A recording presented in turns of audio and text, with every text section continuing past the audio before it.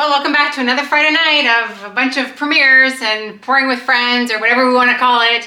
And this week it was decided that we would do a abstract. Now, okay, I get that fluid art technically is abstract. I'm not oblivious to that fact. However, we thought we would do like a non-fluid art abstract painting. So there is a YouTube channel that I watch. Her name is Ru. Her channel and description will be below, but it's IndieRu. Yes, I watch all of her abstracts. I love them. And because I don't typically do like palette and knife and brush work, I just admire her paintings that she creates on YouTube. I thought that since this was the theme this week that I would replicate one of her videos. And you can go and have a look at actually how this was supposed to look like, because I highly doubt that mine is going to turn out as amazing as hers, because seriously, like, she's got some serious blending capabilities that I've never developed. And I would like to develop some of that, because sometimes I want to embellish a pour that I do, but I don't necessarily have the skill set to be able to do that. So I thought the easiest way for me to learn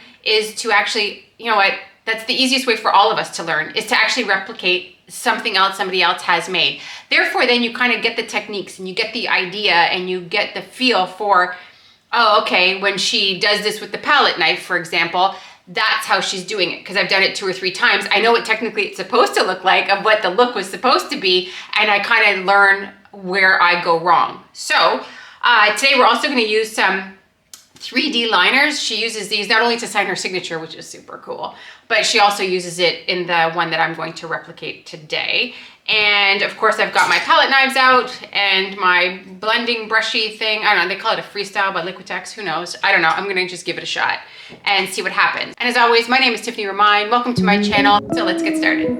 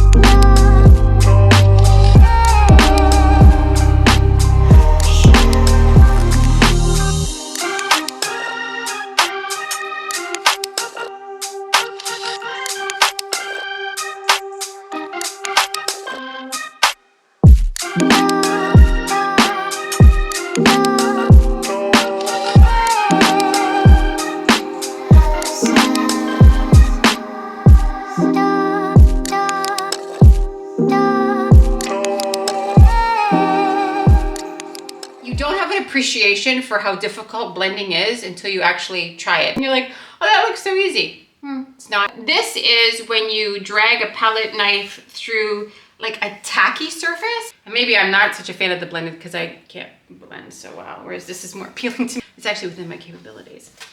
And then this is the 3D fabric texture paint. I don't know if you can see this. It leaves like a 3D effect on the canvas, just like I guess what the bottle says. It's shinier than I thought. I thought it would be like more of a matte finish.